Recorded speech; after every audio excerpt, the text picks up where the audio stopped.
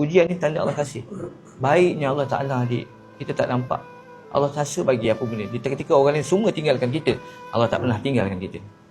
Di semua ketika orang tak sayang kita, Allah tak ada dengan kita. Kita tak nampak. Sebab tu solat, kalau kita tak sempurna satu benda yang kita tak dapat, cuba bagi solat ini. Minta dengan Allah, nangis-nangis, ya Allah, aku nak itu, ya Allah. Kalau itulah buruk untuk aku, ya Allah, kau maha tahu, ya Allah. Pergilah sebaliknya yang lain, ya Allah. Ya Allah, aku tak mampu ujian kau, ya Allah. Ya Allah, tolonglah sempurnakan, ya Allah. Apa yang aku hendak, ya Allah. Minta lah. Kadang-kadang kita emosi, cakap tadi, kadang-kadang kita terlupa. Kita buat Allah tu macam member-member kita.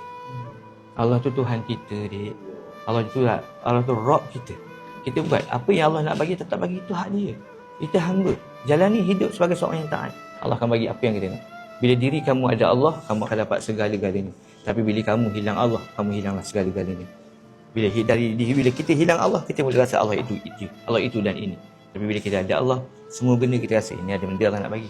Sebab tu bila turunnya satu ujian, Nabi ajar kita apa? Kita kena buat 3 benda. Pegang apa pun ujian. Bila turunnya satu ujian, Nabi buat apa? Nabi fikir, ini semua datang daripada Allah. Pertama. Yang kedua, Nabi ucap, la ilaha illa anta subhanaka inni kuntu minaz zalimin, ataupun inna lillahi wa inna ilaihi rajiun. Apa yang ketiga? Nabi ambil wuduk, Nabi solat 2 rakaat. Allahu akbar. Itu yang Nabi buat.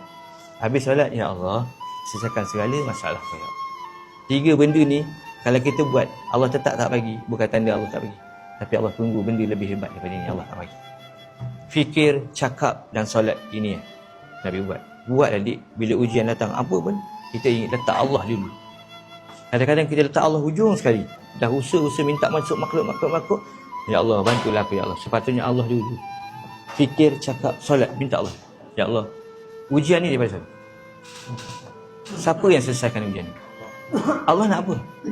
Allah nak kita kembali pada dia. Allah nak kita taat pada dia. Dengan ujian ni, kita dekat pada Allah. Itulah hikmah dia.